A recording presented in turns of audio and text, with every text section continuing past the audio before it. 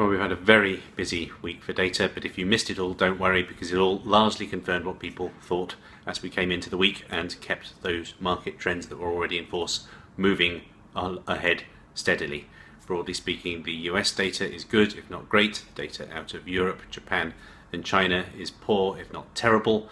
As a result, the S&P 500 continues to be in record territory. The dollar continues to gain. Oil continues to fall, and so does gold. Now, the biggest development of the week was the ECB meeting. As expected, we got nothing new. The ECB did nothing, but it did surprisingly and very successfully talk the euro down. That only helps, of course, the strength of the dollar. The single most important economic data was the unemployment data from the US.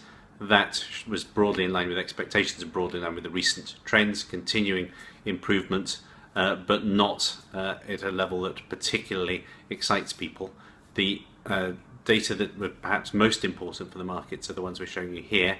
Average earnings, they continue to be as flat as a pancake. Even if the labour market is gaining strength, which it is, it's not doing so in a way that creates any upward shift for wages or makes people feel any wealthier. It's a classic example of what is bad for Main Street, and you could see that in the obvious discontent you saw in the midterm elections, is very good for Wall Street. It means there's no great inflationary pressures. It means interest rates can stay lower for longer. Now, this week coming up, we have far less in the way of important data. There will be GDP and inflation numbers coming out of the Eurozone. Broadly speaking, though, the consensus is extremely strong that we continue rallying like this with all these trends in force from now until the close of the year. I suppose the only thing to be said against this sort of great America über alles hypothesis is that when a consensus gets that strong, it usually is a good idea to bet against it.